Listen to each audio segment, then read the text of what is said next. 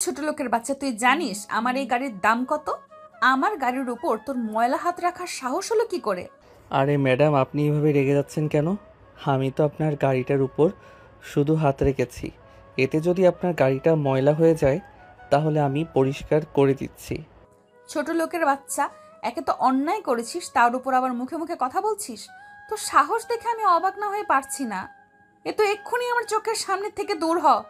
আমি তোর চেহারাটাও দেখতে চাইছি না। I am so sorry madam, please আপনি কিছু মনে করবেন না। আমি বুঝতে পারিনি আপনার গাড়িটার দাম এত টাকা। তাহলে আমি আপনার গাড়ির উপর হাত কখনোই রাখতাম না। আমার গাড়ির দাম কত টাকা সেটা তোর মতো ছোট লোকের জানার কোনো উপায় নেই তো। কারণ তোরা তো এরকম গাড়ি জীবনেও দেখিসনি। তাহলে তোরা জানবি কি করে, সেটাই আমাকে বল। হ্যাঁ ম্যাডাম, আপনি একদম ঠিক বলেছেন। আমি খুব গরিব ঘরের সন্তান। এত বড় গাড়ি ছুঁয়ে দেখা তো অনেক দূরের কথা, কল্পনাও করতে পারি না কোনো দিন। এইসব কথা বলতে বলতেই প্রিয়াঙ্কার কাছে ক্ষমা চাইছিল আশিক। এদিকে আশিকের কথা শুনতে শুনতে প্রিয়াঙ্কার মেজাজ একদম তুঙ্গে উঠে গেছিল। সে যেন আশিকের কোনো কথা শুনতে চাইছিল না। আশিকের প্রত্যেকটা কথা তার কাছে খুবই বিরক্তিকর মনে হচ্ছিল। তাই সে চিৎকার দিয়ে বলে উঠল, ড্রাইভার, ড্রাইভার, এই ছোট লোকের বাচ্চাটাকে এক্ষুনি এখান থেকে দূর করো। আমি এটাকে আর সহ্য করতে পারছি না। প্রিয়াঙ্কার চিৎকার শুনে ড্রাইভার সেখানে দৌড়ে আসলো আর আশিককে দেখতে পেয়ে বলতে লাগলো, কে এই হারামজাদারা? তোকে ম্যাডাম কি বলছে তুই শুনতে পাচ্ছিস না নাকি? ম্যাডাম যে তোকে বলেছে এখান থেকে চলে যেতে, তারপরও তুই কেন এখানে দাঁড়িয়ে আছিস? চুপচাপ এখান থেকে চলে যা। আরে ভাই, আমি তো এখান থেকে চলে যাচ্ছিলাম, ওনার গাড়িটার উপর শুধু হাত রেখেছি, তার জন্য উনি এভাবে রেগে যাবেন এটা তো আমি কোনোদিন কল্পনাও করতে পারিনি। আর তার জন্যই তো আমি ওনাকে বারবার সরি বলছি, কিন্তু উনি তো আমার কোনো কথাই শুনছেন না। দেখ, ম্যাডামের এমনিতেই মেজাজ খারাপ আছে। তুই আর ম্যাডামের সঙ্গে কথা বলে সেই রাগটা তোর উপরে চলে আসুক আস না। চুপচাপ চলে যা। আশিক তখন আর কোনো কথা বলল না, চুপচাপ সেখান থেকে চলে যেতে লাগলো। আর মনে মনে বলতে লাগলো, গরিব হওয়াটাই কি জীবনের সবচেয়ে বড় অপরাধ? আজ শুধুমাত্র একজনের গাড়ির উপর হাত রাখলাম বলে থাপ্পড় খেতে হলো, সেই সঙ্গে আবার এতগুলো কথাও শুনতে হলো। যাই হোক, আল্লাহর কাছে শুধু একটাই কথা বলি, আল্লাহ যেন কোনো একদিন আমাকেও বড়লোক বানায়। কিন্তু সেই বড়লোক নয় যাদের অনেক অহংকার। আমি সেই বড়লোক হতে চাই যারা গরিবদের সঙ্গে খুব ভালো আচরণ করে, সবসময় নিজের অবস্থান কাউকে বুঝাতে ব্যস্ত থাকে না, তারা সবসময় সবার মাঝে মিশে যেতে পারে। এসব কথা চিন্তা করতে করতে একটা চায়ের দোকানে এসে বসলো আশিক। আর চাওয়ালা মামাকে বলতে লাগলো, মামা একটা রং চা দাও। মামা, শুধু চা দেবো নাকি সাথে রুটিও দিব? মামা, বনরুটি খাওয়ার টাকা নেই, শুধু একটা চা দিলেই হবে। এই বলে বেঞ্চের পাশে ফাইলটা রেখে এক গ্লাস পানি নিয়ে চোখ মুখে দিয়ে দিল। আর তারপর হাত মুখ মুছতে মুছতে সেখানে বসলো। একটু পরে চাওয়ালা মামা এক কাপ চা আর একটা বন রুটি এনে আশিকের হাতে তুলে দিল। চায়ের সঙ্গে বন রুটি দেখে আশিক চাওয়ালা মামাকে বলতে লাগলো, মামা, তুমি মনে হয় ভুল শুনেছ, আমার রুটি লাগবে না, এক কাপ চাতেই হয়ে যাবে। না মামা, আমি ভুল শুনেছি। আমি ঠিকই শুনেছি, এটা আমার পক্ষ থেকে তুমি খেয়ে নাও, আর এর জন্য তোমাকে কোনো টাকা দিতে হবে না। আরে মামা, সব জায়গায় মানবতা দেখাতে হয় না। তুমি আর দিন শেষে কয় টাকা রোজগার করতে পারো, এর মধ্যে থেকে যদি তুমি আমাকে এই বন্ধু টিটা ফ্রিতে দিয়ে দাও তাহলে তোমার 15 টাকা লস হয়ে যাবে। আরে মামা, আমার কিচ্ছু হবে না, তুমি এটা খেয়ে নাও। তোমার মুখ দেখেই বোঝা যাচ্ছে সকাল থেকে এখনো কিছুই পেটে পড়েনি। এটা পেটে পড়লে অন্তত ঘন্টাখানেক তো পেটে ইঁদুর দৌড়াদৌড়িটা বন্ধ থাকবে। কথাটা শুনে আশিক এবার দীর্ঘশ্বাস ফেলল আর তারপরেই বলতে লাগলো, আসলে মামা, সত্যি একটা কথা কি জানো, আল্লাহ যাদের সম্পদ দিয়েছে তাদেরকে মন দেয়নি, আর যাদেরকে মন দিয়েছে তাদেরকে সম্পদ দেয়নি। দুনিয়ার নিয়মগুলো বড়ই অদ্ভুত, তাই না? হ্যাঁ মামা, একদমই তাই। তবে আল্লাহর উপর ভরসা রাখো, নিশ্চয়ই কিছু একটা হবে। আচ্ছা মামা, তুমি পড়াশোনা জানো কত দূর করেছো? এই তো এই বছর অনার্স কমপ্লিট করলাম। ফ্যামিলির আর্থিক অবস্থা খুবই খারাপ, তাই তো একটা চাকরির জন্য কত চেষ্টা করছি, কিন্তু কোনোভাবেই হয়ে উঠছে না। মামা, আসলে সবার ভাগ্য সব কিছু থাকে না। তবে কোনো চিন্তা করো না, আল্লাহ নিশ্চয়ই তোমার জন্য ভালো কিছু রেখেছে। না, এখন চাটা খেয়ে নাও, না হলে এটা আবার ঠান্ডা হয়ে যাবে। আশিক তখন একটা মুচকি হাসি দিয়ে বনরুটিটা গরম চায়ে ডুবিয়ে ডুবিয়ে খেতে লাগলো। আসলে এই সকাল থেকে আশিকের পেটে কিছু পড়েনি, আর পড়বেই বা কি করে? পকেটে আছে মাত্র 10 টাকা। এই 10 টাকা দিয়ে কি আর বর্তমান সময়ে দাঁড়িয়ে পেটে কিছু দেওয়া যায়? রুটিটা খেতে লাগলো আর আল্লাহর কাছে বলতে লাগলো, আল্লাহ যখন জীবনে এত অবাক অনটনে দিবা, তাহলে কেন আমাদেরকে দুনিয়ায় পাঠালা? না আছে বাবার সম্পত্তি, না আছে সরকারি চাকরি। এত কষ্ট করে পড়াশোনা করেও তো সেরকম কোনো ফলাফল পাচ্ছি না। দীর্ঘশ্বাস ফেলতে ফেলতে চা আর বনরুটিটা শেষ করলা, তখনই চাওয়ালার বাড়ি থেকে চাওয়ালা মামার জন্য দুপুরের খাবার নিয়ে আসলো। এটা দেখেই চাওয়ালা মামা আশিককে বলতে লাগলো, মামা, যদি কিছু মনে না করো, আমার জন্য দুপুরের খাবার নিয়ে এসেছে। পুরো খাবারটা আমার লাগবে না, তুমি অর্ধেকটা খাবার খেয়ে নিতে পারো। না মামা, তুমি আমার জন্য যেটুকু করেছো সেইটুকুই অনেক। আপাতত 2-3 ঘন্টা চালিয়ে নিতে পারবো, তারপর আল্লাহ ভরসা। আরে মামা, লজ্জা পাওয়ার কিছুই নেই। আমরাই তো। দেখো, গরিবের জন্য আল্লাহ আছে, এত লজ্জা পাওয়ার কিছুই নেই। এইদিকে আসো, দুই মামা ভাগ্নে মিলে একসাথে বসে খাবারটা খেয়ে নেই। এই কথা বলে চাওয়ালা মামা একরকম আশিকের হাতে ধরে টানতে টানতে জোর করে নিজের পাশে নিয়ে বসালো, আর তারপর খাবারটা ভাগ করে নিয়ে দুজনে মিলে খেয়ে নিল। আশিক খাবার খেতে খেতে একদম কান্নাই করে দিচ্ছিল। তখনই চাওয়ালা মামা বলতে লাগলো, মামা, খাবার খেতে বসে চোখের পানি ফেলতে হয় না, এটা আল্লাহর দরবারে সহ্য হয় না। খাবারটা খেয়ে নাও, কপালে যা আছে তা তো সবাই আল্লাহ আর তার ভালোবাসার মানুষকে এভাবে পরীক্ষা নেন, এতে বিচলিত হওয়ার কিছুই নেই। হ্যাঁ মামা, তুমি একদম ঠিক কথাই বলেছ। আমি সবসময় আল্লাহর উপর ভরসা করি। আমি মনে করি আল্লাহ আজ না হোক কাল আমার জন্য ভালো কিছু করবেই, তাই এভাবেই ভেঙে পড়ার কিছু নেই। হ্যাঁ বাবা, একদম ঠিক কথা বলেছ। আচ্ছা মামা, তুমি একটা কাজ করতে পারো। ওই যে আমার দোকানের সামনেই বড় অফিসটা দেখতে পাচ্ছ, ওই অফিসের একটা সিকিউরিটির সঙ্গে আমার পরিচয় আছে। আমি কি তোমার ব্যাপারে ওনার সঙ্গে কথা বলে দেখব উনি কোনো ব্যবস্থা করে দিতে পারেন কি না? মামা, সেটা হলে তো খুবই ভালো হতো, কারণ এই মুহূর্তে একটা চাকরি আমার খুবই প্রয়োজন। দেখতেই তো পাচ্ছ, কোনো রকম হোস্টেলে থাকছি, কিন্তু নিজের খরচ চালানোর মতো পয়সাটাও আমি জগিয়ে উঠতে পারছি না। অপরদিকে আমার বাবা মারা গেছে 6 মাস হলো। গাড়ির অবস্থা খুবই খারাপ, কারণ আমার বাবার আর্থিক অবস্থা সেরকম ভালো ছিল না। আচ্ছা মামা, ঠিক আছে, কোনো সমস্যা নেই। এই অফিসটার সিকিউরিটি গার্ড প্রতিদিন সন্ধ্যাবেলা আমার দোকানে চা খেতে আসে। আমি তখন ওনার সঙ্গে কথা বলবো। তুমি একটা কাজ করো, তোমার কাগজপত্রগুলো আমার কাছে রেখে যাও, প্রয়োজন হলে আমি ওনাকে এসব দেখাবো। ঠিক আছে মামা, তোমার এই ঋণ আমি কোনোদিন শোধ করতে পারবো না। এই ছেলে, এভাবে বলতে হয় না। তুমি না আমাকে মামা বলেছো, মামা ভাগ্নের কখনো ঋণ হয় নাকি? আর যদি তোমার জায়গায় আমার ছেলে থাকতো, তাহলে কি তার জন্য আমাকে এতটুকু করতে হতো না? তাই কখনোই নিজেকে ছোট মনে করবে না। আমাকে যেমন মামা বলেছো, আমার ভাগ্নি হয়ে না হয় সারা জীবন থেকো। আশিকের কান্না যেন আর বাধা মানছিল না। সে চাওয়ালা মামাকে জড়িয়ে ধরেই কান্না করে দিল। তখনই চাওয়ালা মামা আশিকের পিঠে হাত বুলিয়ে দিতে দিতে বলতে লাগলো, আরে বোকা ছেলে, এভাবে কান্না করতে হয় না। তুমি না একটু আগে বললে আল্লাহ তার পছন্দের মানুষকে এভাবেই পরীক্ষা করে থাকেন? তুমিও ধরে নাও আল্লাহ তোমাকে এইভাবে পরীক্ষা করেছে। যাও, এখন বাসায় গিয়ে বিশ্রাম নাও, আমি দেখি কি করতে পারি। তুমি কাল সকালে একবার এইখানে এসো। আচ্ছা বাবা, ঠিক আছে, আমি সময় মতো চলে আসবো। এই কথা বলে আশিক চাওয়ালা মামার কাছ থেকে বিদায় নিয়ে হোস্টেলে ফিরে আসলো। তখনই তার রুমমেট বলতে লাগলো, দোস্ত, আমরা আজ বিরিয়ানি পার্টি করব, 100 টাকা করে লাগবে। কথাটা শুনে আশিকের মুখে কেমন যেন একটা অস্পষ্ট হাসির আওয়াজ শোনা গেল, আর মনে মনে বলতে লাগলো, যেখানে 10 টাকা পকেটে নিয়ে সারাদিন ঘোরাঘুরি করলাম, আর সেখানে 100 টাকা দিয়ে বিরিয়ানির পার্টি করা, সব কিছু সবার ভাগ্যে জোটে না। তারপরে আশিক তার বন্ধুকে এই কথা না বলে বলতে লাগলো, দোস্ত, আমার পেটের সমস্যা মনে হয় গ্যাস্ট্রিকে চাপ দিছে। আমি বিরিয়ানি খাবো না, তোরা খেয়ে নিস। আরে বেটা, তুই সব সময় এমনই করিস। আমরা সবাই এত আনন্দ উল্লাস করব, তুই কেন মাঝখান থেকে বাদ যাবি বলতো? আরে না ভাই, ব্যাপারটা সেরকম কিছুই না। আসলে আমার খুব পেট ব্যথা করছে।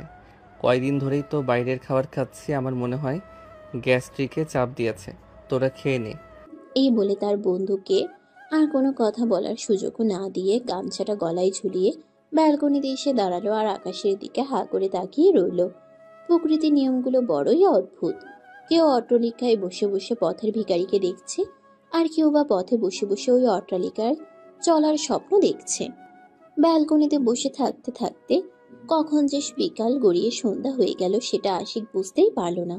হঠাৎই মাগরিবের আজান তার কানে ভেসে আসলো। আশিক ব্যালকনি থেকে উঠে গিয়ে রুমে টুপিটা নিয়ে তারপর বাসা থেকে বের হয়ে গেল। মসজিদের উদ্দেশ্যে মসজিদে গিয়ে মাগরিবের নামাজটা জামাতের সঙ্গে আদায় করে নিল। আর তারপর মসজিদের ভিতরে বেশ কিছুক্ষণ বসে রইল আর মনে মনে আল্লাহকে বলতে লাগলো, আল্লাহ, জীবনটা কেন এরকম হতে হলো? তুমি কেন এভাবে আমার পরীক্ষা নিচ্ছ? আল্লাহ, তুমি এবার অন্তত আমার সঙ্গে ভালো কিছু করো। আমি এই সব কিছু আর সহ্য করতে পারছি না। নিজের সঙ্গে যাই কিছু হোক না কেন, বাড়িতে মা আর ছোট বোন রয়েছে, ওদের মুখে আমি একটু খাবার তুলে দিতে পারছি না। আল্লাহ প্লিজ, এবার তুমি আমার প্রতি দয়াবান হও। এভাবেই সন্ধ্যা ঘনিয়ে রাত হয়ে গেল। তারপর আশিক ঈশারের নামাজটাও মসজিদেই আদায় করে তারপর বাসায় ফিরে আসে। এদিকে পেটে আবারও ক্ষুধা লেগেছে, কিন্তু কোনো কিছুই করার নেই। এই মুহূর্তে পকেটে আছে মাত্র 5 টাকা, আর এই 5 টাকা দিয়ে কিছু করা সম্ভব নয়। তাই এই মুহূর্তে আর পেটে খাবার জুটবে না। এই কথা মনে মনে বলতে বলতে আশিক বিছানায় এসে শুয়ে পড়ল আর ঘুমানোর চেষ্টা করছিল, কিন্তু কোনোভাবেই চোখে ঘুম আসছিল না। তাই সে বিছানা থেকে উঠে পড়ল আর তারপর খুঁজতে লাগলো খাবার কিছু খাওয়া যায় কিনা, কিন্তু সেরকম কিছুই পেল না। অবশেষে একটা টিনের কৌটোর মধ্যে সামান্য কিছু মুড়ি দেখতে পেল। আশিক সেগুলোই নিয়ে খেতে লাগলো। শুকনো মুড়ি গলা দিয়ে নামছিল না, কিন্তু তাও কোনো উপায় নেই, এগুলোই খেতে হবে আপাতত। কোনো রকম 2-3 মুঠ মুড়ি খেয়ে তারপর 2 গ্লাস পানি খেয়ে আসে বিছানায় গিয়ে শুয়ে পড়ল। সকালবেলা ঘুম ভাঙতে ভাঙতে সকাল 8টা বেজে গেল। ফজরের নামাজ পড়তে পারলো না, তাই আশিকের মনে খুব আফসোস হতে লাগলো। আশিক বিছানা থেকে উঠে ফ্রেশ হয়ে রেডি হয়ে নিল, কারণ চাওয়ালা মামা বলেছিল আজ তাকে সেখানে যেতে, তাই আশিক সেখানেই পৌঁছে গেল।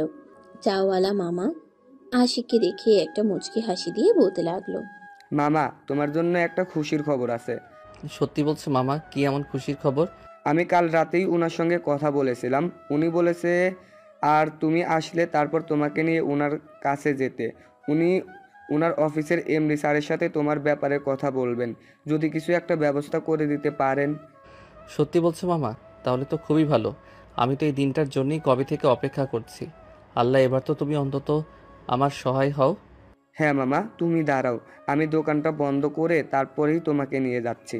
চাওয়ালা মামা আশিককে দেখে একটা মুচকি হাসি দিয়ে বলতে লাগলো। এই বলে চাওয়ালা মামা তাড়াহুড়ো করে নিজের চায়ের দোকানটা বন্ধ করলেন আর তারপর আশিককে নিয়ে ওনার দোকানের সামনে ওই বড় অফিসের সামনে চলে এলেন। কিছুক্ষণের মধ্যেই ওই অফিসের সিকিউরিটি গার্ড এসে চাওয়ালা মামার সঙ্গে বেশ কিছুক্ষণ কথা বলে তারপর আশিককে নিয়ে ভিতরে চলে গেলেন। তুমি আমার সঙ্গে আসো। হ্যাঁ, চলুন। সিকিউরিটি গার্ড আশিককে নিয়ে অফিসের ভিতরে ঢুকে গেল। আশিক অফিসের ভিতরে ঢুকেই চারদিকটা ভালো করে দেখে নিল। বিশাল বড় অফিস, চারদিকে যেদিকেই তাকানো যাচ্ছে সেদিকে শুধু আভিজাত্যের ছোঁয়া। দেখেই বোঝা যাচ্ছে অফিসের মালিক একটা রুচিশীল মানুষ। সিকিউরিটি গার্ড আশিককে নিয়ে একটা কেবিনের দরজার সামনে এনে দাঁড় করালো আর তারপর আশিককে বলতে লাগলো, তুমি এখানেই দাঁড়াও, আমি স্যারের সঙ্গে কথা বলে আসি, তারপর তোমাকে ডাক দিলে তুমি ভেতরে যেও। আচ্ছা ঠিক আছে, আমি অপেক্ষা করছি। এই কথা বলে আশিককে কেবিনের দরজার বাইরে দাঁড় করিয়ে রেখে সিকিউরিটি গার্ড ভিতর থেকে কার যেন অনুমতি নিয়ে কেবিনের ভিতরে ঢুকে গেল। প্রায় 10 মিনিট ধরে কেবিনের বাইরে দাঁড়িয়ে আছে আশিক। 10 মিনিট পর কেবিনের ভিতর থেকে সিকিউরিটি গার্ড আশিককে ভিতরে ডেকে নিল। এই ছেলে ভেতরে আসো। সিকিউরিটি ডাক শুনে আশিক ভিতরে গিয়ে দেখতে পেল সামনের চেয়ারে বসে আছেন একজন মধ্যবয়স্ক ভদ্রলোক। ওনাকে সালাম দিল, তখনই উনি বলতে লাগলেন, ওয়ালাইকুম আসসালাম। বসো, আমি তোমার সঙ্গে একটু নিরিবিলি কথা বলি। হ্যাঁ স্যার, ঠিক আছে, বলুন। দেখো, আমি এই অফিসের এমডি।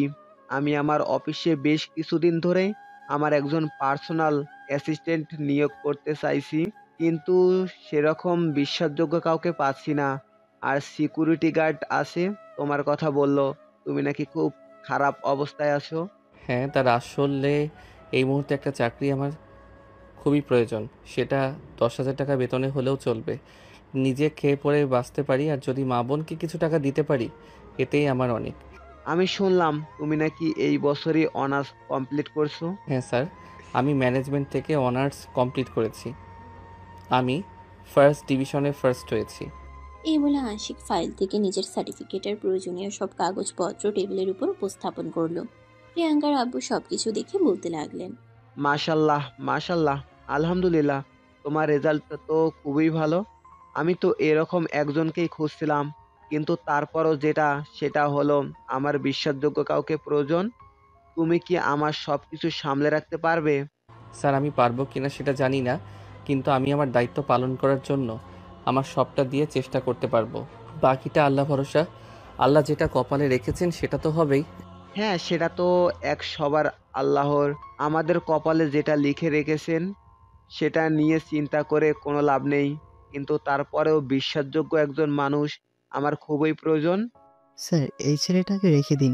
আমার মনে হয় আপনি যেরকম একজন মানুষ বুঝেছেন, এই ছেলেটাই হতে পারে সেরকম বিশ্বাসযোগ্য একজন কেউ। কারণ যে মানুষগুলো কষ্ট পেয়ে বড় হয়েছে, সেই মানুষগুলি কখনো কারোর সঙ্গে বিশ্বাসঘাতকতা করতে পারে না। আচ্ছা, ঠিক আছে, আমি এখনই তোমাকে কোনো কিছু বলছি না। তুমি তোমার ফোন নাম্বারটা আমাকে দিয়ে যাও। আমি তোমাকে আজ বিকেলের মধ্যে ফোন দিয়ে জানিয়ে দেব। আমাকে কিছুক্ষণ সময় দাও শুধু চিন্তা করার জন্য। কোনো সমস্যা নেই। আপনি চাইলে আমার ব্যাপারে সমস্ত খোঁজ খবরও নিতে পারেন। তবে একটা চাকরি আমার খুবই প্রয়োজন। সেটা দারোয়ানের চাকরি হলেও সমস্যা নেই। তোমার ভালো চাকরি করার মতো যোগ্যতা আছে, তুমি দারোয়ানের চাকরি কেন করবে? তুমি বাসায় যাও, আমি তোমার জন্য নিশ্চয়ই কিছু একটা ব্যবস্থা করব। ঠিক আছে স্যার, আমি তাহলে আসছি। আসসালামু আলাইকুম। এই কথা বলে আশিক তখনই প্রিয়াঙ্কার আব্বুর অফিস থেকে বের হয়ে গেল। আসলো চাওয়ালা মামা তখন অফিসের বাইরে দাঁড়িয়ে অপেক্ষা করছিলেন। আশিককে দেখা মাত্রই তিনি আশিকের সামনে এসে দাঁড়ালেন আর তারপর বলতে লাগলেন, কি ব্যাপার মামা, কোনো ব্যবস্থা হলো? মামা, সেটা তো এখনো শিওর হয়ে বলতে পারছি না, তবে উনি বলেছেন উনি আমাকে সন্ধ্যার আগেই ফোন দিয়ে কিছু একটা জানাবেন। ঠিক আছে মামা, তাহলে চিন্তার কোনো কারণ নেই।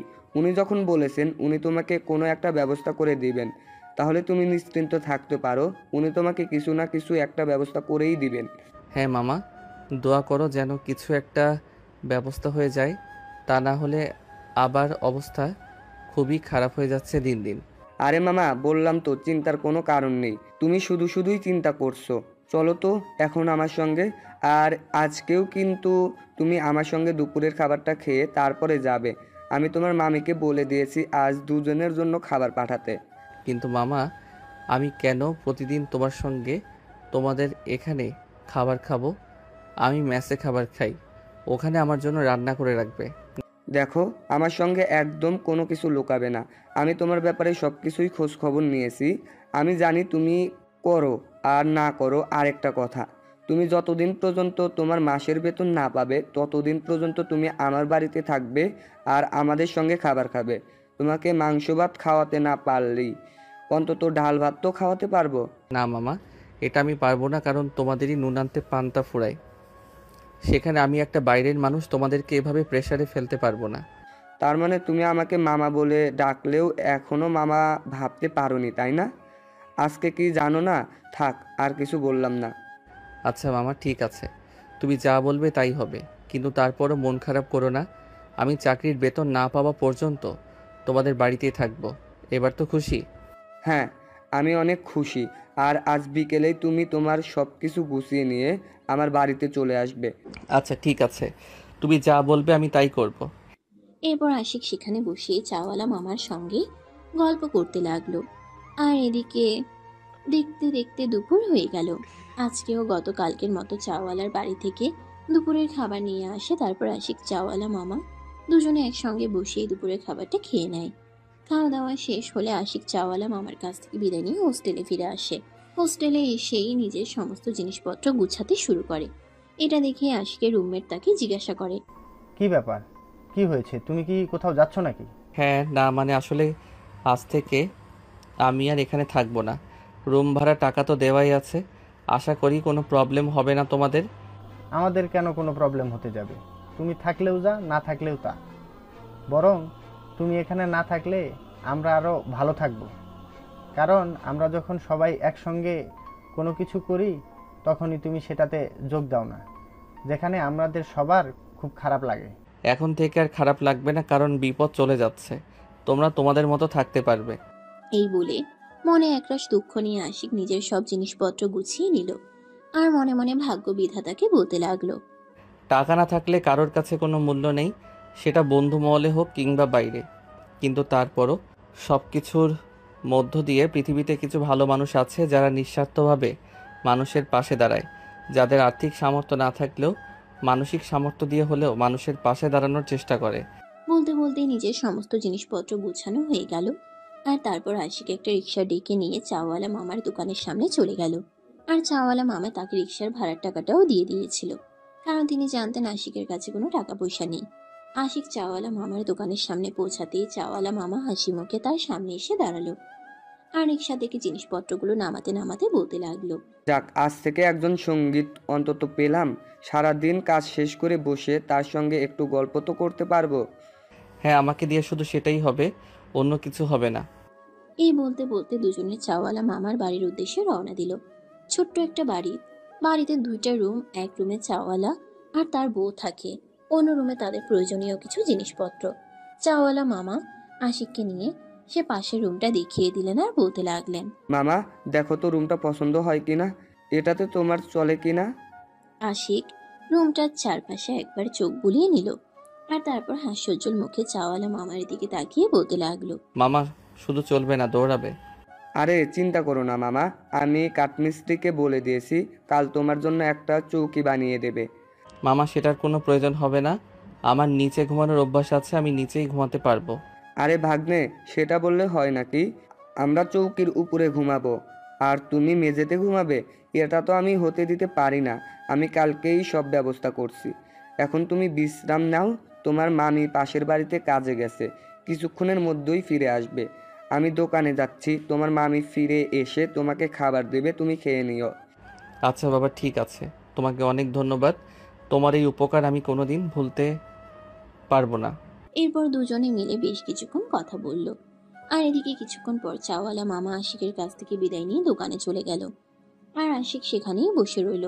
সেদিন সন্ধ্যাবেলা আশিকের মোবাইলে একটা আননোন নাম্বার থেকে ফোন আসলো। দুইবার রিং হতেই আশিক ফোনটা রিসিভ করলো, কারণ সে খুব ভালোভাবেই জানতো কোথা থেকে ফোন আসতে পারে, কারণ তার ফোনে কখনোই আননোন অন্য নাম্বার থেকে ফোন আসে না। আশিক ফোনটা রিসিভ করে সালাম দিল আর তারপর প্রতি উত্তরেই শুনতে পেল, আসসালামু আলাইকুম। ওয়ালাইকুম আসসালাম। তুমি আজ সকালে যে অফিসে কথা বলতে এসেছিলে চাকরির জন্য, আমি সেখান থেকে বলছি। হ্যাঁ স্যার বলুন, আমি আপনাকে চিনতে পেরেছি। আমি তোমার ব্যাপারে একটু খোঁজ খবর নিলাম আর সবকিছু জানাশোনাও করলাম। আমার তোমাকে পছন্দ হয়েছে। তুমি কাল সকাল থেকে আমার অফিসে জয়েন করো। কথাটা শুনতেই আশিকের খুশি যেন আর ধরে না।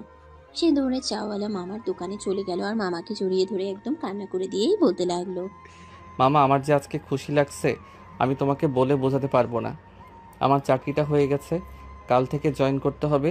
মাশাল্লাহ মাশাল্লাহ, শুকর আলহামদুলিল্লাহ। আমি জানতাম আল্লাহ ভালো কিছুই করবেন।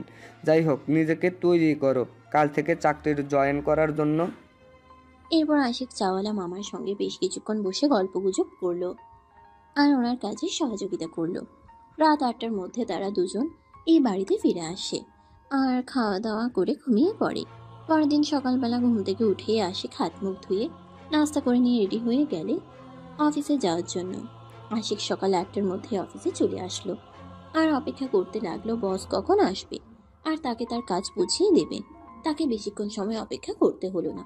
সকাল 8টা 5 মিনিট বাজতেই প্রিয়াঙ্কার আব্বু অফিসে চলে আসে আর আশিককে তিনি নিজের কেবিনে ডেকে নিলেন। তা তুমি চাকরির জন্য নিজেকে প্রিপেয়ার্ড করে নিয়ে এসেছো তো? হ্যাঁ স্যার, আমি সম্পূর্ণ প্রিপেয়ার্ড হয়ে এসেছি। এবার আমাকে আমার কাজ বুঝিয়ে দিন। হ্যাঁ, আমি তোমাকে যেটা বলেছিলাম, আমি তোমাকে সেই পদের জন্যই সিলেক্ট করেছি। তুমি আমার পার্সোনাল অ্যাসিস্ট্যান্ট হয়ে কাজ করবে, আমার সমস্ত কাজে আমাকে সহযোগিতা করবে আর আমার অবর্তমানে আমার অফিসে তোমাকে সামলাতে হবে। বলো পারবে কিনা? দেখুন স্যার, আপনি তো এটা খুব ভালো করে জানেন আমার পূর্ব কোনো চাকরির অভিজ্ঞতা নেই। আমি এর আগে কখনো কোথাও চাকরি করিনি, তাই চাকরির ব্যাপারে আমি কিছুই জানি না। তবে আপনি আমার পাশে থাকলে আর আল্লাহ যদি সহায় থাকেন তাহলে আমি আমার সর্বোচ্চটা দিয়ে চেষ্টা করতে পারি, বাকিটা আল্লাহর ইচ্ছা। হ্যাঁ, অবশ্যই আমি তোমাকে সর্বপ্রকার সহযোগিতা করব। তুমি যখন যে সমস্যায় পড়বে আমাকে বলবে। তাহলে ঠিক আছে স্যার, আমি নির্দ্বিধায় আমার দায়িত্ব আমার কাঁধে তুলে নিলাম। এই নাও, এখানে কিছু টাকা আছে। এটা আমি তোমাকে আমার পক্ষ থেকে উপহার হিসেবে দিলাম। এটা কিন্তু আমি তোমার স্যালারির জন্য দেইনি। আমি 1 মাস তোমার কাজকর্ম দেখব, তারপর তোমার স্যালারি প্রিপেড করব। এটা আমি তোমাকে এই কয়দিনের খরচের জন্য দিয়েছি। কিন্তু স্যার, আমার কাজ দেখে যদি আপনার পছন্দ না হয় তখন কি করবেন? আমার মনে হয় তুমি পারফেক্ট করতে পারবে, তাই চিন্তার সেরকম কোনো কারণ আমি দেখতেই পারছি না। যাও, এখন থেকে মনোযোগ দিয়ে কাজে লেগে পড়ো। এই যে ফাইলগুলো দেখতে পারছো, এগুলো সব তুমি চেক করে তারপর নিয়ে আসবে। আচ্ছা স্যার, ঠিক আছে, আপনি কোনো চিন্তা করবেন না, আমি দেখছি কতটুকু করতে পারি। এই বলে টেবিলের উপরে রাখা ফাইলগুলো আশিক নিজের হাতে তুলে দিল। আর তখনই প্রিয়াঙ্কার আব্বু সিকিউরিটি গার্ডকে ডেকে নিলেন আর ওনার পাশের কেবিনটা আশিককে রেডি করে দেওয়ার জন্য বললেন। কিছুক্ষণের মধ্যেই আশিকের কেবিন রেডি হয়ে গেল আর আশিকে নিজের কেবিনে বসে কাজ করতে লাগলো। প্রথম দিনের অভিজ্ঞতা, মনে মনে একটু ভয় কাজ করছিল, না জানি কোথায় ভুল হয়ে যায়। তারপরেও আশিক নিজের উপর বিশ্বাসের ভরসা রেখে কাজ করতে লাগলো। অপরদিকে প্রিয়াঙ্কা এক বন্ধুর বার্থডে সেলিব্রেশনে যাবে, সেজন্য তার বাবার কাছে টাকা চাইতে আসে। আপু, তোমাকে না বলেছিলাম আজ আমার এক বন্ধুর জন্মদিন, আমাকে সেখানে যেতে হবে।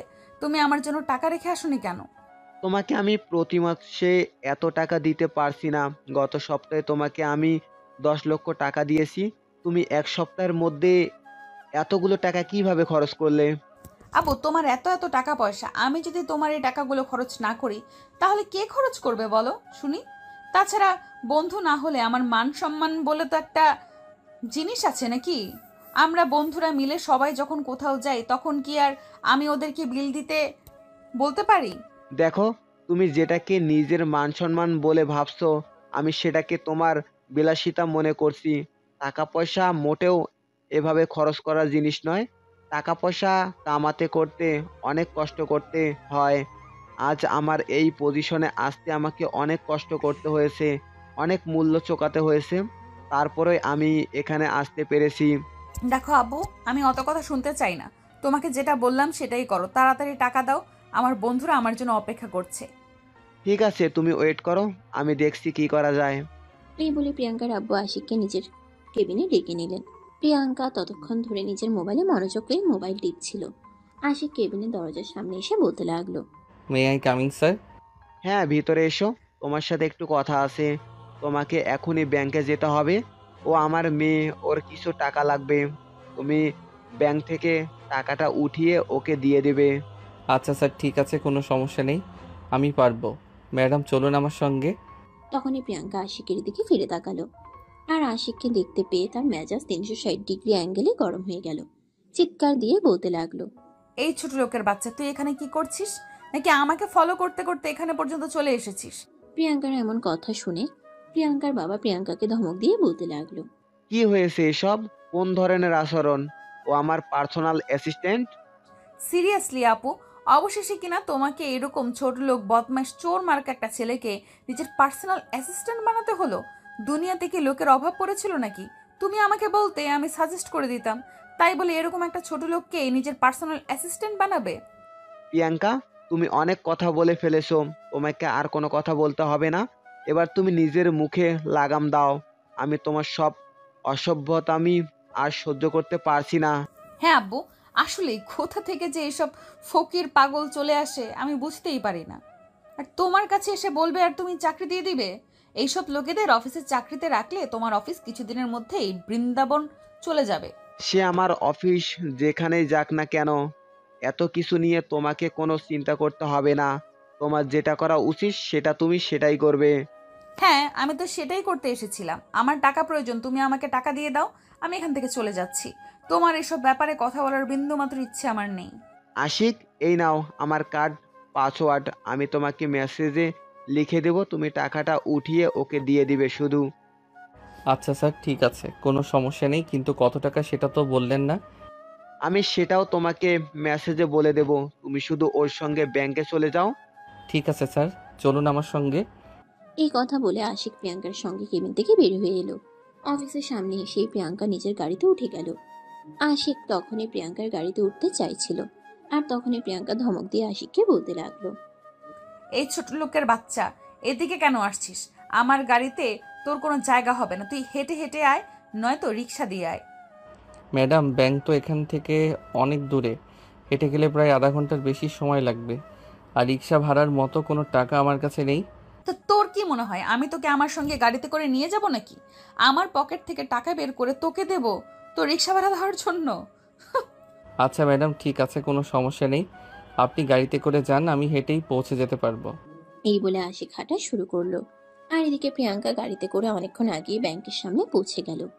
আশিক আসতে দেরি হওয়াতে প্রিয়াঙ্কা অনেকটাই খেপে গেল, আর চিৎকার দিয়ে বলতে লাগলো, এই ছোট লোকের বাচ্চা, তোর আসতে তো দেরি হলো কেন? আমি সেই কখন থেকে এখানে দাঁড়িয়ে অপেক্ষা করছি, দাঁড়িয়ে থাকতে থাকতে আমার তো পা ব্যথা হয়ে গেল। দেখুন ম্যাডাম, আমি তো আপনাকে বললাম রিক্সা ভাড়া দেওয়ার মতো কোনো টাকা আমার কাছে নেই, আর অফিস থেকে ব্যাংক পর্যন্ত রাস্তাটাও কিন্তু কম নয়, তারপরেও আমি অনেক দ্রুত পায়ে হেঁটে চলে এসেছি বলি এত তাড়াতাড়ি আসতে পেরেছি, তা না হলে তো আরও লেট হতো। তোর মতো ছোট লোকের সঙ্গে তো আমার কথা বলতেই ইচ্ছে করে না। যা এখান থেকে তাড়াতাড়ি, টাকাটা দে, তারপরেই আমি চলে যাব। আশিক তখন কোনো কথা না বলে ব্যাংকের ভিতরে ঢুকে গেল। আর তখনই প্রিয়াঙ্কার আব্বুর নাম্বারে ফোন দিলে প্রিয়াঙ্কার আব্বু আশিককে বলল প্রিয়াঙ্কাকে 50,000 টাকা তুলে দেওয়ার জন্য, আর সেই সঙ্গে পিন নাম্বারও বলে দিল। আশিক 50,000 টাকা উঠিয়ে নিয়ে এসে প্রিয়াঙ্কার হাতে সেটা তুলে দিল। তখনই প্রিয়াঙ্কা আশিককে বলতে লাগলো, টাকা এত কম কেন? এখানে কত টাকা আছে? ম্যাডাম, স্যার আপনাকে 50,000 টাকা দিতে বলেছে, এই 50,000 টাকা এখানে আছে। তখনই প্রিয়াঙ্কা রেগে গিয়ে আশিকের গালে ঠাস করে একটা চড় বসিয়ে দিয়ে বলতে লাগলো, এই ছোট লোকের বাচ্চা, সমস্যা কি তোর? আমি তো সেটাই বুঝতে পারছি না। আমি এখানে দাঁড়িয়ে আছি, তুই তো একবার আমার কাছে জিজ্ঞেস করবি কত টাকা আমার লাগবে। তুই সেটা না করে 50,000 টাকা তুলে নিয়ে এসে এখন ঢং ঢং করে আমার সামনে দাঁড়িয়ে বলছিস আব্বু এই 50,000 টাকা দিতে বলেছে, এই 50,000 টাকা দিয়ে আমি কি তোর শ্রাদ্ধ করবো নাকি? ম্যাডাম, আপনি শুধু শুধুই রেগে যাচ্ছেন, এখানে আমাদের কিছুই করার নেই, আমি আপনার চাকরি করি না, আপনার বাবার চাকরি করি, আপনার বাবা আমাকে যেটা বলবে আমাকে সেটাই করতে হবে, তার বিরুদ্ধে গিয়ে কোনো কিছু করার পারমিশন আমার নেই। চুপ কর ছোট লোকের বাচ্চা। এইদিকে আমার বাপ হলো একটা কঞ্জুস, আর একটা ইতরকে কোম্পানিতে রেখেছে। 1,00,000 টাকা উঠিয়ে নিয়ে আয়, আমি আমার বন্ধুর বার্থডের পার্টিতে যাব, সেখানে কি আমি এই টাকা দিয়ে হবে নাকি? আই এম সরি ম্যাডাম, আপনার বাবার অনুমতি ছাড়া আমি কিছুই করতে পারবো না, আপনার বাবা যদি আমাকে বলে টাকা তুলে দিতে তাহলেই আমি দিতে পারবো। দেখ, একদম আমার মাথাটা গরম করিস না, তাহলে কিন্তু তোর সঙ্গে এইরকম কিছু করব যেটা তুই কল্পনাও করতে পারবি না। তাই আমার মেজাজ খারাপ না করে চুপচাপ যেটা বলছি সেটাই কর। আই এম সরি ম্যাডাম, আমার কিছুই করার নেই। এই বলে আশিক সেখানে আর এক মুহূর্ত না দাঁড়িয়ে চলে আসলো। আর এদিকে তখনই প্রিয়াঙ্কা তার আব্বুর নাম্বারে ফোন দিয়ে চিৎকার চেঁচামেচি করতে লাগলো, আব্বু, তুমি এই অফিসে বদমাইশ কেন রেখেছো? আমার সঙ্গে তর্ক করে চলে গেল আর টাকা দিয়ে গেল না। কেন আশিক, তোকে 50,000 টাকা দেয়নি? আব্বু, আমি আমার বন্ধুর বার্থডে পার্টিতে যাচ্ছি, এখানে আমার 1,50,000 টাকা লাগবে, সেখানে আমি 50,000 টাকা দিয়ে কি করব? তোমাকে যেটা দেওয়া হয়েছে সেটাই অনেক, তোমার যদি ভালো লাগে এটা নিতে পারো, নয়তো সেটা অফিসে এসে রেখে যাও, আমি তোমাকে এর বেশি টাকা দিতে পারবো না। এই বলে আর কোনো উত্তরের অপেক্ষা না করে প্রিয়াঙ্কার আব্বু ফোনটা কেটে দিলেন। আর এদিকে প্রিয়াঙ্কার রাগে গজগজ করতে লাগলো। আর তখনই তার বন্ধু তাকে ফোন দেয়। কী রে প্রিয়াঙ্কা, কই তুই? আমরা সেই কখন থেকে তোর জন্য অপেক্ষা করছি, কিন্তু এখনো আসছিস না কেন? আর বলিস না দোস্ত, আমার মেজাজ একদম খারাপ আছে। আমার আব্বুর কাছে টাকা চেয়েছিলাম, সেখানে আব্বু আমাকে 50,000 টাকা ধরিয়ে দিয়েছে। কি বলিস দোস্ত? কিন্তু তুই তো আমাদেরকে বলছিলি আমাদের ইচ্ছে মতো অ্যারেঞ্জমেন্ট করতে, যা টাকা লাগে সব তুই দিবি। এখন তো শুধু রেস্টুরেন্টের বিল 1,00,000 টাকার উপরে আসবে। ঠিক আছে, তোরা কোনো চিন্তা করিস না, আমি দেখছি কি করা যায়। আমার হাতে একটা ব্রেসলেট আছে, ওটা বিক্রি করলে প্রায় 2,00,000 টাকার উপরে পাওয়া যাবে। আমার আব্বু দুবাই থেকে এটা আমার জন্য নিয়ে এসেছিল, যখন আমাকে টাকা দেবেই না তখন তো আমাকে কিছু একটা করতেই হবে। এই বলে প্রিয়াঙ্কা ফোনটা কেটে দিল। আর তখনই ব্যাংক থেকে বের হয়ে একটা স্বর্ণকারের দোকানে চলে গেল। সেখানে গিয়ে নিজের হাত থেকে ডায়মন্ডের ব্রেসলেটটা খুলে দোকানদারের কাছে দিয়ে দিল। দোকানদার তাকে 2 লক্ষ টাকার একটা বান্ডেল ধরিয়ে দিল। আর প্রিয়াঙ্কার সেখান থেকে সোজা পার্টিতে চলে আসলো। পার্টিতে আসতেই তার সব বন্ধুরা তাকে ঘিরে ধরলো আর এক এক করে তাকে দেরিতে আসার কারণ জিজ্ঞাসা করতে লাগলো। তখনই প্রিয়াঙ্কা তাদের সবাইকে উদ্দেশ্য করে বলতে লাগলো, গাইজ, আব্বু আমাকে টাকা দিতে চাইছিল না, তাই টাকাটা ম্যানেজ করে নিয়ে আসতে একটু দেরি হয়ে গেল। ব্যাপার না, লেটস গো অ্যান্ড এনজয়। এই বলে প্রিয়াঙ্কা আর তার বন্ধুরা মিলে পার্টিতে আনন্দ করতে লাগলো। সেদিন রাতের বেলা সবাই যখন একসঙ্গে ডিনার করতে বসলো, তখনই প্রিয়াঙ্কার আব্বু দেখতে পেল প্রিয়াঙ্কার হাতে ওনার দেওয়া সেই ডায়মন্ডের ব্রেসলেটটা দেখা যাচ্ছে না। তখনই উনি প্রিয়াঙ্কাকে জিজ্ঞাসা করলেন, কি ব্যাপার প্রিয়াঙ্কা, আমি যে তোমার জন্মদিনের ডায়মন্ডের একটা ব্রেসলেট তোমাকে দিলাম সেটা কোথায়? এখন কি আমার গয়নাগাটি কোথায় থাকে সেই কথাও তোমাকে বলতে হবে নাকি? দেখো, আমি তোমাকে সেরকম কোনো কথা বলিনি। আমি তোমাকে শুধু এটুকুই বলেছি, আমি ব্রেসলেটটা অনেক দাম দিয়ে নিয়ে এসেছিলাম আর তোমাকে বলেছিলাম সবসময় এটা তোমার হাতে পরে রাখতে। এখন তোমার হাতে দেখতে পারছি না, তাই তোমাকে জিজ্ঞাসা করলা। আছে ওটা আমার কাছে। ও আচ্ছা, ঠিক আছে, এটা হাতে পরে থাকবে, কখনো খুলবে না হাত থেকে। এরপর সবাই মিলে ডিনার করে যার যার রুমে গিয়ে শুয়ে পড়ল। পরের দিন সকালবেলা যথা নিয়মে প্রিয়াঙ্কা যখন ব্রেকফাস্ট টেবিলে আসলো, তখনই তার আব্বু আবারও তাকে বলতে লাগলো, কি ব্যাপার প্রিয়াঙ্কা, তোমাকে না কাল বলেছিলাম আমি যে তোমাকে ব্রেসলেটটা দিয়েছি ওটা হাতে পরে রাখতে, তুমি এখনো ওটা হাতে পরেনি কেন? যাও এখনই ওটা নিয়ে আসো আর তারপর নাস্তা করবে। আরে, ওটা কি এমন মূল্যবান জিনিস যেটা সারাক্ষণ আমার হাতে পড়ে থাকতে হবে? আমি পারবো না ওটা আমার হাতে রাখতে। আমার এইসব সবসময় ভালো লাগে না। আমার নিজের পার্সোনাল লাইফ বলতে তো কিছু একটা আছে নাকি? আমি সব গয়নাগাটি পড়তে পারবো না। প্রিয়াঙ্কা, তোমাকে আমি ওই ব্রেসলেটটা নিয়ে আসতে বলেছি, জাস্ট 2 মিনিট। জোরে চিৎকার দিয়ে কথাটা বলেন প্রিয়াঙ্কার আব্বু। প্রিয়াঙ্কা কিছুটা চমকে গিয়ে তার আব্বুর দিকে তাকিয়ে বলতে লাগলো, আব্বু, তুমি সামান্য একটা ব্রেসলেটের জন্য আমার সঙ্গে মেজাজ দেখাচ্ছ? এটা কিন্তু আমি কোনোদিন তোমার কাছ থেকে কল্পনাও করিনি। তোমাকে এত কিছু কল্পনা করার জন্য আমি বলিনি, তোমাকে যেটা করতে বলেছি তুমি সেটাই করবে। যাও ব্রেসলেটটা নিয়ে আসো। প্রিয়াঙ্কা তখন সেখান থেকে কোথাও যায় না, চুপচাপ সেখানেই দাঁড়িয়ে থাকে। তখনই প্রিয়াঙ্কার আব্বু আবারও চিৎকার দিয়ে বলে ওঠে, কি ব্যাপার, কি হলো? তুমি এখনো এখানে চুপচাপ দাঁড়িয়ে আছো কেন? আমি তোমাকে কি বললাম তুমি শুনতে পাওনি নাকি? আব্বু, আসলে ওটা আমার কাছে নেই, আমি ওটা বিক্রি করে দিয়েছি। মানে, আর ইউ সিরিয়াসলি ম্যাড? তোমার কি মাথা খারাপ হয়ে গেছে নাকি? জানো ওটার দাম কত? হ্যাঁ, 2 লক্ষ টাকা। তখনই প্রিয়াঙ্কার আব্বু সেখান থেকে উঠে দাঁড়িয়ে প্রিয়াঙ্কার গালে ঠাস করে একটা চড় মেরে বলতে লাগলো, তুমি দেখছি ইদানিং খুব বেশি মিথ্যা কথা বলতে শিখে গেছো। এই ব্রেসলেটটা আমি দুবাই থেকে 50 লক্ষ টাকা দিয়ে তোমার জন্য নিয়ে এসেছি, আর সেটার দাম তুমি 2 লক্ষ টাকায় বলছো। এত মিথ্যে বলার সাহস তুমি কোথায় পেলে? আব্বু, মিথ্যে কথা আমি বলছি না, মিথ্যে কথা তুমি বলছো, কারণ স্বর্ণকার আমাকে দ্রব্য টাকায় দিয়েছে, আর আমি সেটা তোমার কাছে মিথ্যে কথা কেন বলবো? চুপ করো, তুমি আর একটা কথাও বলবে না। তোমার সঙ্গে কথা বলতে আমার ইচ্ছে করছে না। না জানি আমি জীবনে কি এমন পাপ করেছিলাম যার জন্য তোমার মতো একটা মেয়েকে আমার সন্তান হিসেবে পেতে হলো। এই বলে প্রিয়াঙ্কার আব্বু সকালে নাস্তা না করে নাস্তার টেবিল থেকে উঠে চলে গেল। তখনই প্রিয়াঙ্কার আম্মু প্রিয়াঙ্কাকে বলতে লাগলো, প্রিয়াঙ্কা, তুই আর জীবনে মানুষ হলি না। তোর বাবা কত পছন্দ করে তোর জন্য একটা জিনিস নিয়ে এসেছিল, আর অবশেষে সেটাও তোকে বিক্রি করে দিতে হলো। তোর কি টাকার এতই অভাব পড়েছিল নাকি? হ্যাঁ, বিক্রি করে দিয়েছি, বেশ করেছি। যখন আমি তোমার কাছে টাকা পয়সা চাইবো তখন তোমরা আমাকে টাকা পয়সা দিবে না, আর যখন আমি কোনো জিনিস বিক্রি করে ফেলবো তখনই তোমরা আমাকে নীতি কথা শোনাতে আসবে। তোকে কোন জিনিসটা আমরা দেইনি সেটা বলতো শুনি। তুই আমাদের কাছে যখন যা চাইছিস তখন তো আমরা তোকে সেটাই দেওয়ার চেষ্টা করছি, তারপরেও তুই কেন এরকম আচরণ করিস বলতো? তাহলে আমি কাল আমার বন্ধুর জন্মদিনের পার্টিতে যেতে চেয়েছিলাম, সেখানে আমাকে টাকা দেওয়া হয়নি কেন? ও, তোমাদের বেলায় সব ঠিক আছে, আর আমার বেলায় যত বলো, তাই না? শোন মেয়ে, মানুষের এত বাড়াবাড়ি করা একদম ঠিক নয়। আল্লাহ জানে তোর কপালে কি আছে, কিন্তু যদি কোনো দিনও তোর মধ্যবিত্ত কিংবা নিম্ন মধ্যবিত্ত ফ্যামিলিতে বিয়ে হয় তখন কি হবে সেটা ভেবে দেখেছিস? এত কিছু চিন্তা ভাবনা করার মতো সময় আর ইচ্ছে কোনোটাই আমার নেই। খাচ্ছি, দাচ্ছি, ঘুমাচ্ছি, ঘুরে বেড়াচ্ছি, খুব ভালো আছি, আর কোনো প্যারা নিতে চাই না। এই বলে প্রিয়াঙ্কা তার আম্মুর কোনো কথাকে কর্ণপাত না করে নিজের মতো করেই নাস্তা খেয়ে নিয়ে নিজের রুমে চলে গেল। আর তারপর রেডি হয়ে ভার্সিটিতে। এদিকে প্রিয়াঙ্কার আব্বু আজ অফিসে এসে মন খারাপ করে বসে আছেন, কারণ এত শখ করে মেয়েকে একটা জিনিস গিফট করেছিলেন, আর মেয়ে সেই জিনিসের মর্যাদা দিতে পারল না। সকাল 10টা বাজে আশিক একটা ফাইলের কাজ শেষ করে প্রিয়াঙ্কার আব্বুকে দেখানোর জন্য নিয়ে এসেছিল। তখনই দেখতে পেল প্রিয়াঙ্কার আব্বু মন খারাপ করে চুপচাপ হয়ে বসে আছে। তখনই আশিক প্রিয়াঙ্কার আব্বুকে বলতে লাগলো, আসসালামু আলাইকুম স্যার, কি ব্যাপার? আপনার মন খারাপ কেন? কিছু হয়েছে কি? তখনই প্রিয়াঙ্কার আব্বু আশিককে সমস্ত ঘটনা খুলে বলল।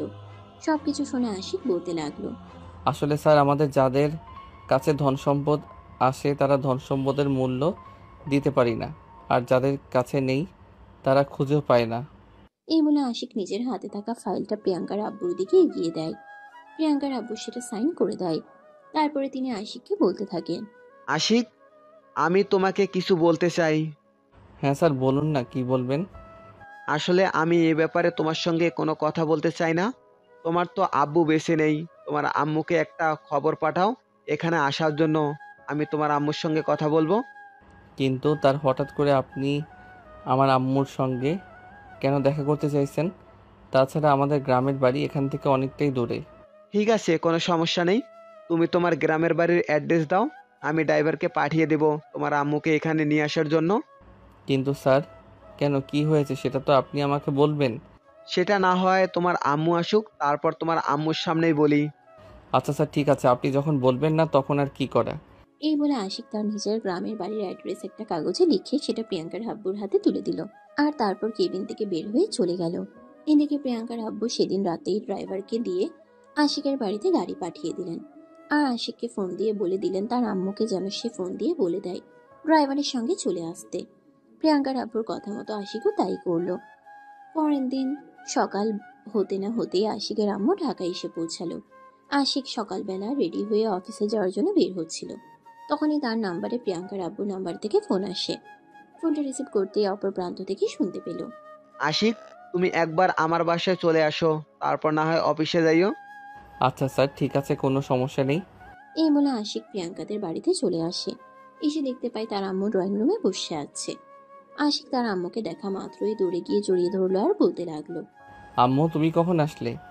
এই তো বাবা, কিছুক্ষণ আগেই এসেছি। কিন্তু কি হয়েছে এখানে? আমাকে কেন এখানে নিয়ে আসা হয়েছে? আম্মু, আমি তো সেটাই বুঝতে পারছি না স্যার, আসলে কি করতে চাইছেন আর কি বোঝাতে চাইছেন। এই বলে মা ছেলে গল্প করতে থাকে। তখনই প্রিয়াঙ্কার আব্বু এসে সেখানে উপস্থিত হয়। আশিক আর তার আম্মু প্রিয়াঙ্কার আব্বুকে দেখে উঠে দাঁড়ায়। তখনই প্রিয়াঙ্কার আব্বু তাদের দুজনকে বসতে বলে। ইতিমধ্যে প্রিয়াঙ্কার আম্মু সবার জন্য নাস্তা তৈরি করে।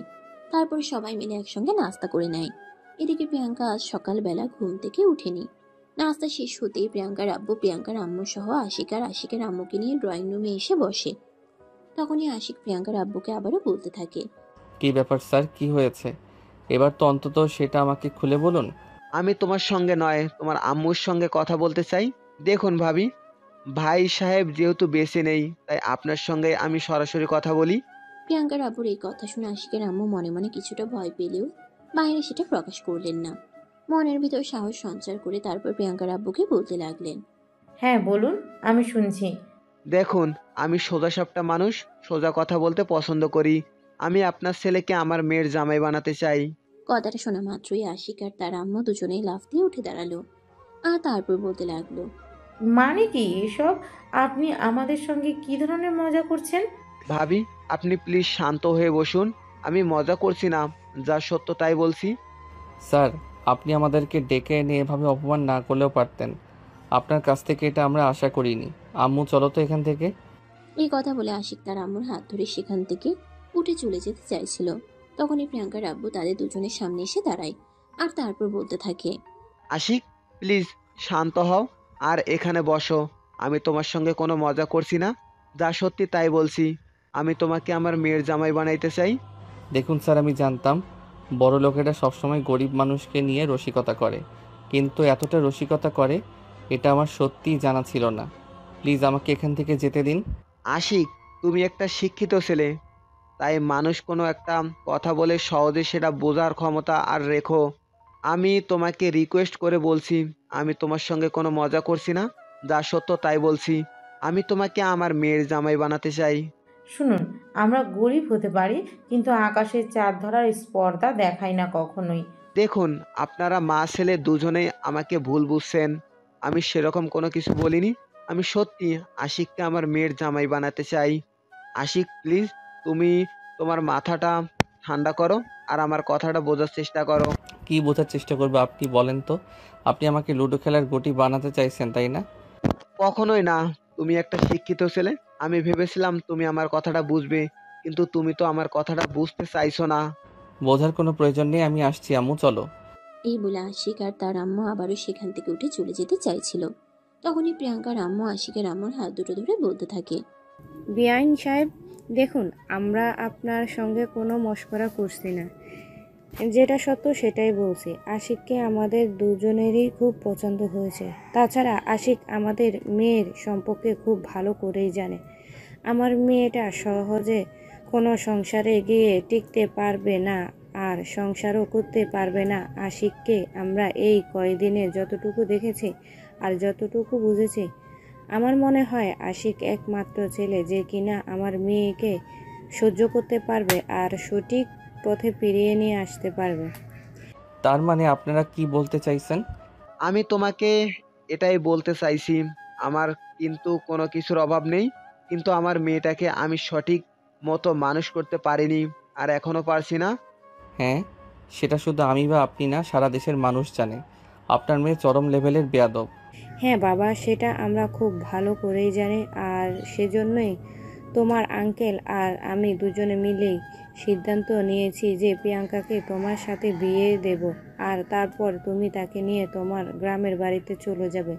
সেখান থেকে খুব ভালোভাবে তাকে বুঝিয়ে দেবে জীবনের মানেটা কি। ও তাই তো? আপনার কি মনে হয় আপনার মেয়ে নাচতে নাচতে আমার সঙ্গে চলে যাবে আর হাসতে হাসতে বিয়ের মণ্ডপে বসে পড়বে, তাই না? কোনো কিছুই যে এত সহজে হবে না সেটা আমি খুব ভালো করেই জানি, কিন্তু একজন বাবা হয়ে বলছি, আমার মেয়েটা সত্যি বিপদে চলে গেছে, তাকে সেখান থেকে ফিরিয়ে নিয়ে আসা খুব জরুরি, প্রয়োজন। তা না হলে মেয়েটার খুব বড় কোনো ক্ষতি হয়ে যেতে পারে। হ্যাঁ বাবা আশিক, আমার মেয়েটা ইদানিং যাদের সঙ্গে চলাফেরা করছে তারা কেউই ভালো মানুষ নয়। তারা শুধু নিজেদের স্বার্থের জন্য আমার মেয়েটাকে ব্যবহার করছে। সেটা সময় হলে আপনার মেয়ে নিজেই বুঝতে পারবে। কিন্তু বাবা, তখন অনেক দেরি হয়ে যাবে। তাই আমি তোমাকে বলছি, প্লিজ তুমি এ ব্যাপারে আমাকে একটু সাহায্য করো। আপনার মেয়েকে বিয়ে করে, তাই তো? হ্যাঁ বাবা, একদম তাই। তুমি তো আমাকে বলেছো তোমার বাবা বেশি নেই। আজ যদি আমার জায়গায় তোমার বাবা দাঁড়িয়ে তোমাকে অনুরোধ করতেন, তাহলে কি তুমি তোমার বাবার অনুরোধ ফেলতে পারতে? দেখুন, এসব কিছুর মধ্যে আপনি আবার আমার বাবাকে ডেকে আনছেন কেন? শুধু এই কারণেই যে একজন বাবার কষ্ট শুধুমাত্র একজন বাবাই বুঝতে পারে, অন্য কেউ বুঝতে পারে না। আচ্ছা ঠিক আছে, আর বলতে হবে না, আমরা আপনার প্রস্তাবে রাজি। তখনই আশিক কিছুটা রেগে গিয়ে তার আম্মুকে বলতে থাকে, মানে কি আম্মু, ওনাদের সঙ্গে সঙ্গে তোমারও মাথা খারাপ হয়ে গেছে নাকি? তুমি জানো তুমি কি বলছো? হ্যাঁ, আমি যা বলছি একদম চিন্তা ভাবনা করেই বলছি, আর তোর মা হিসেবে আমি আদেশ করছি, এই বিয়েটা তোকে করতেই হবে। কিন্তু আম্মু। আমি কোনো কিন্তু শুনতে চাই না, যেটা বলছি সেটাই করবি, এটাই আমার শেষ কথা। বিআই মশাই, আপনি সব কিছু আয়োজন করুন, বাকিটা আমি দেখছি। আম্মু।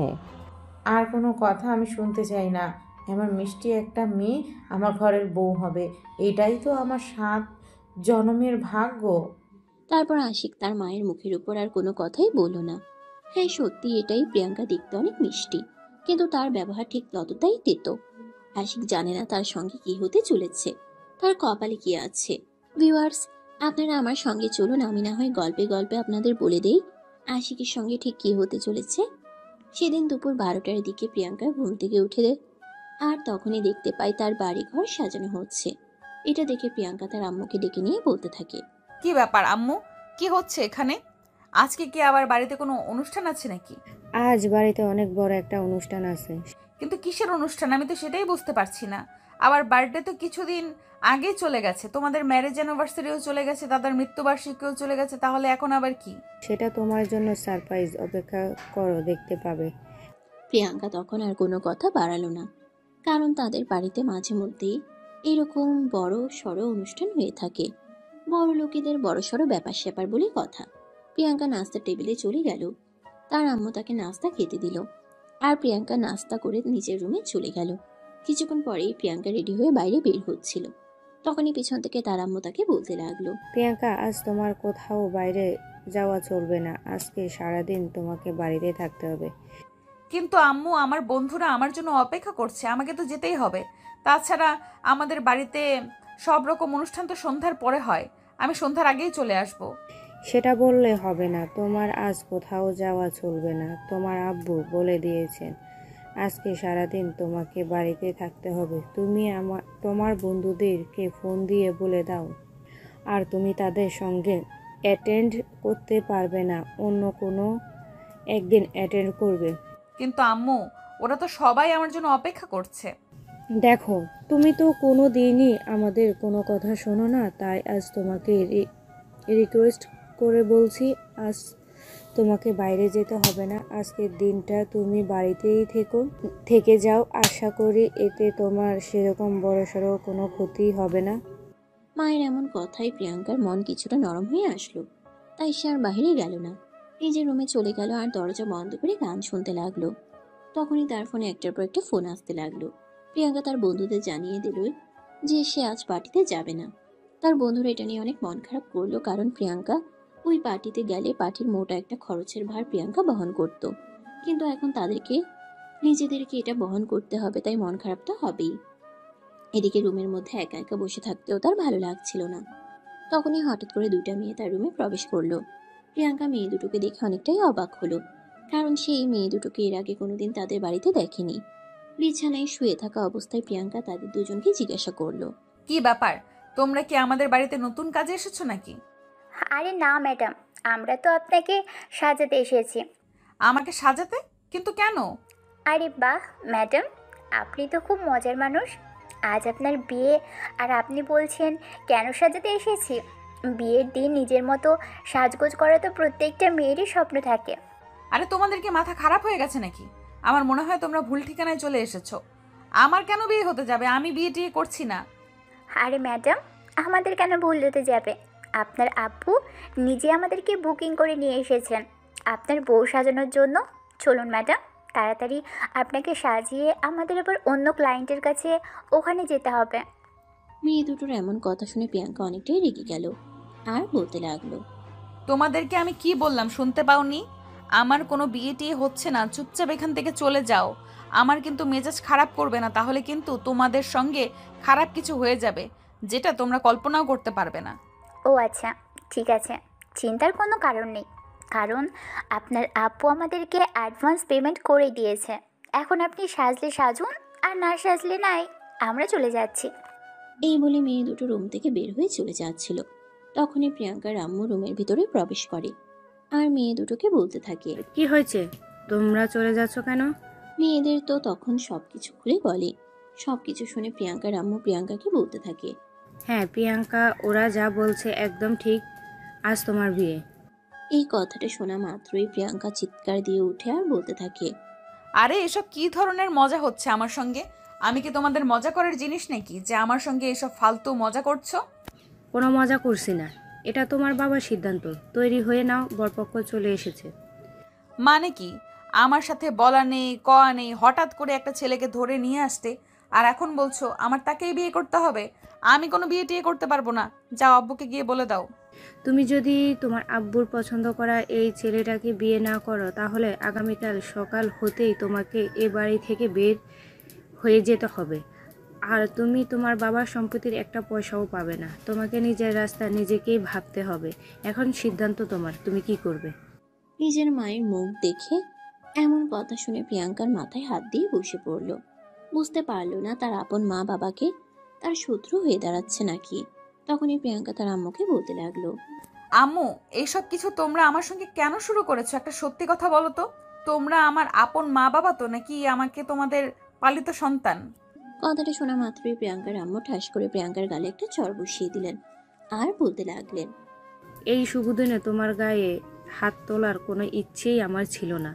কিন্তু তুমি আমার সঙ্গে এরকম আচরণ করেছো যে আমি আর নিজেকে ঠিক রাখতে পারলাম না, তাই বাধ্য হলাম তোমার গায়ে হাত তুলতে। যাও, এখন চুপচাপ তৈরি হয়ে নাও, বরপক্ষ চলে এসেছে, রেডি হয়ে নিচে আসো। প্রিয়াঙ্কা কিছুই বুঝতে পারছে না তার সঙ্গে এসব কি হচ্ছে। তারপরেও মায়ের এসব কথা শুনে সে কোনো উত্তর দিল না, চুপচাপ তৈরি হয়ে নিল।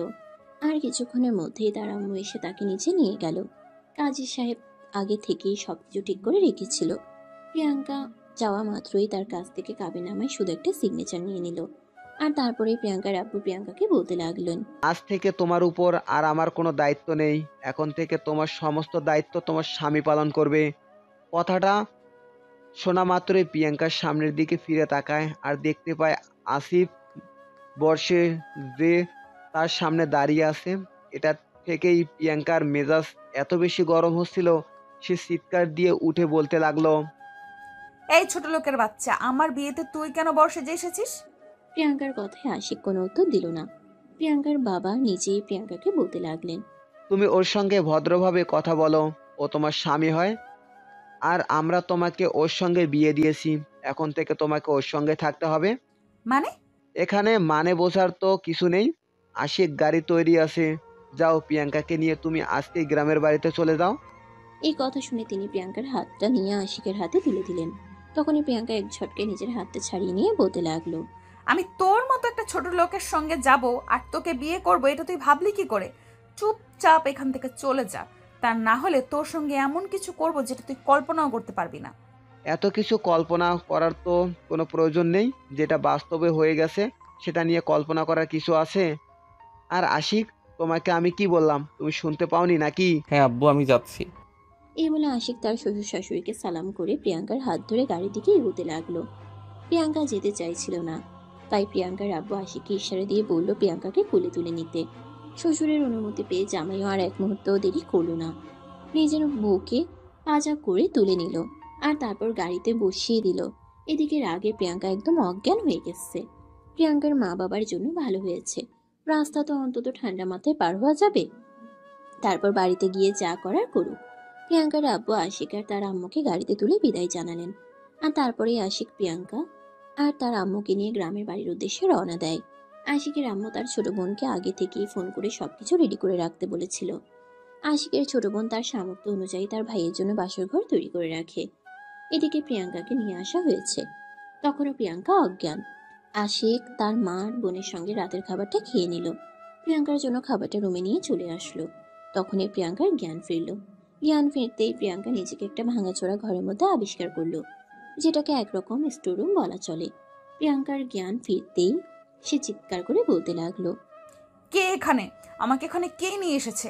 সাহস থাকলে আমার সামনে আয়। আরে বউ, এভাবে চিৎকার করছো কেন? এটা তোমার বাড়ি নয়, এটা তোমার শ্বশুর বাড়ি।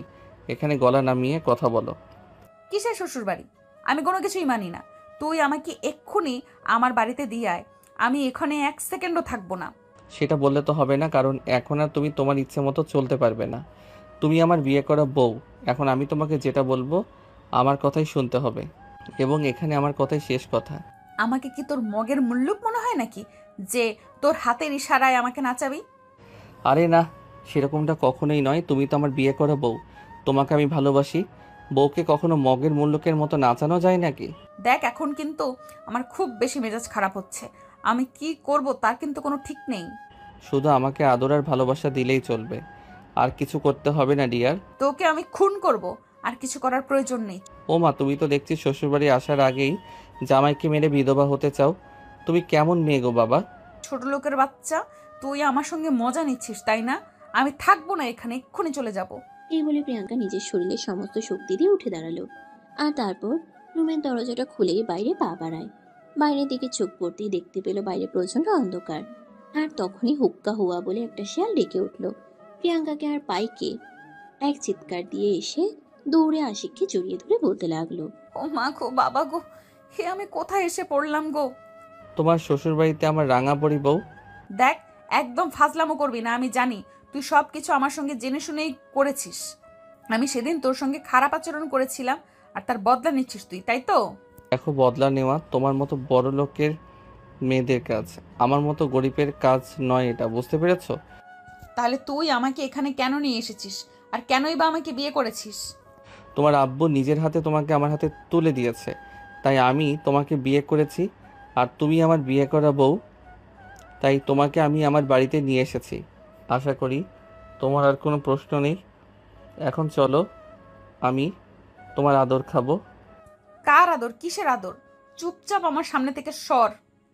তখনই তাদের দুজনের চিৎকার চেঁচামেচির আওয়াজ শুনে আশিকের আম্মু দরজার বাইরে থেকে বলতে থাকে, আশিক, বৌমাকে আস্তে কথা বলতে বল, এটা গ্রামের বাড়ি, সবাই কি মনে করবে বলতো? ঠিক আছে আম্মু, তুমি কোনো চিন্তা করো না। আসলে আমার বউ গ্রামের পরিবেশে অভ্যস্ত নয় তো, তাই কোনো ব্যাপার না। আমি আমার বউকে বুঝিয়ে বলছি। এই বলে আশিকের আম্মু সেখান থেকে চলে গেল। তখনই আশিক খাবারের প্লেটটা প্রিয়াঙ্কার দিকে সামনে নিয়ে আসলো আর তারপর বলতে লাগলো, এই নাও বউ, অনেক রাত হয়ে গেছে, খাবারটা খেয়ে নাও। তোমার পেটে নিশ্চয়ই অনেক ক্ষুধা লেগেছে, তাই না? প্রিয়াঙ্কার পেটে সত্যি সত্যি ক্ষুধা লেগেছিল, তাই প্রিয়াঙ্কা খাবারের প্লেটটার দিকে তাকায়, কিন্তু যেটা দেখতে পায় সেটা দেখে তার একদমই বমি চলে আসার উপক্রম। কারণ সেখানে শুধু শুটকির ভর্তা রাখা ছিল, যেটা প্রিয়াঙ্কা কোনোদিনও খায় না। ওয়াক ওয়াক করতে করতে বলতে লাগলো, ওয়াক ওয়াক? এগুলো কি? এগুলো তো আমার বাড়ির কাজের লোকেরাও কোনোদিন খায় না, আর আমি এইগুলো খাবো? কিছু করার নেই মাই ডিয়ার, এগুলোই খেতে হবে এখন থেকে তোমাকে। তার কারণ এখানে তুই প্রতিদিন মাংস ভাত পাবে না, আর তোমার স্বামীর সেই সামর্থ্য নেই তোমাকে প্রতিদিন মাংস ভাত খাওয়াবে। যখন বউ পালার মুরত নেই তখন আমাকে কেন বিয়ে করেছিস তুই? আমার সঙ্গে ইচ্ছে করে এসব করেছিস না? ঠিক আছে, এখন থেকে আমি তোকে প্রতিটা সেকেন্ডে টের পাওয়াবো আমাকে বিয়ে করার মজাটা কি। আচ্ছা ঠিক আছে, সে যখন করার তখন করো, কিন্তু এখন খাবারটা খেয়ে নাও, তারপর যা বলার বলো। এই বলে আশিক নিজের হাতে খাবারটা মাখিয়ে প্রিয়াঙ্কার সামনে তুলে ধরলো, আর তখনই প্রিয়াঙ্কা খাবারের থালাটা ফ্লোরে ছুঁড়ে ফেলে দিল। এই ব্যবহার দেখে আশিক নিজের রাগ আর কন্ট্রোল করতে পারলো না। ঠাস করে প্রিয়াঙ্কার গালে একটা চর বসিয়ে দিয়ে বলতে লাগলো, এই জমিদারের বেটি, তুই কি ভেবেছিস এখানে তোর বাবার জমিদারি নিয়ে এসেছিস? এইটুকু খাবার তৈরি করতে আমাদেরকে কতটা পরিশ্রম করতে হয় সেটা তুই জানিস? খাবারটা এইভাবে ফেলে দিলি। তুই এই সামান্য খাবারের জন্য আমার গায়ে হাত তুললি? হ্যাঁ, তোর গায়ে হাত তুলেছি, বেশ করেছি। আর এখন থেকে যদি আর কখনো এরকম আচরণ করিস তাহলে এর চাইতেও আরও খারাপ কিছু তোর জন্য অপেক্ষা করছে। এই বলে আশিক খাবারের প্লেটটা তুলে নিল আর ঘরটা পরিষ্কার করে নিল। এদিকে প্রিয়াঙ্কা তখনও সেখানেই দাঁড়িয়ে রাগে ফুসফুস করছে। তখনই আশিক আবার তার সামনে এসে দাঁড়ায় আর তাকে বলতে থাকে, তোর পেটে ক্ষুধা লাগলে খাবার খাবি, নয়তো খাবি না, তাতে আমার কিছুই যায় আসে না, কিন্তু এখন বিছানায় চল। আমি এই বিছানায় ঘুমাতে পারবো না। সারা ঘরের তেলাপোকা আর টিকটিকি দৌড়াদৌড়ি করছে, আমার ঘুম আসবে না। তোকে ঘুমাতে বলিনি, আজ আমার বাসর, আমি তোর কাছ থেকে আমার ভালোবাসা আদায় করে নেব। এই বলে প্রিয়াঙ্কাকে আর কোনো কথা বলার সুযোগ না দিয়ে আশিক প্রিয়াঙ্কাকে টান দিয়ে বিছানার উপর ফেলে দিল, আর তারপর সে নিজেই প্রিয়াঙ্কার বুকের উপর শুয়ে পড়ল। প্রিয়াঙ্কা তাকে ধাক্কা দিয়ে সরানোর চেষ্টা করছিল, কিন্তু পেরে উঠছিল না। আশিক প্রিয়াঙ্কার হাত দুটো শক্ত করে বিছানার সঙ্গে চেপে ধরে আর প্রিয়াঙ্কাকে ইচ্ছে মতো কামড় দিতে থাকে। একদম রাগে ফুসফুস করতে করতে সে প্রিয়াঙ্কার গলায় ঘাড়ে যেখানে পারছিল সেখানেই নিজের ঠোঁট আর দাঁত দিয়ে আক্রমণ চালিয়ে যাচ্ছিল। প্রিয়াঙ্কা এসব কিছু আর সহ্য করতে পারছিল না। সে রেগে গেলেও নিজেকে কন্ট্রোল করে নিজেকে আশিকের হাত থেকে বাঁচানোর জন্য আশিককে আকুতি করে বলতে লাগলো, প্লিজ আমাকে ক্ষমা করে দাও, আমি আর নিতে পারছি না, খুব কষ্ট হচ্ছে আমার।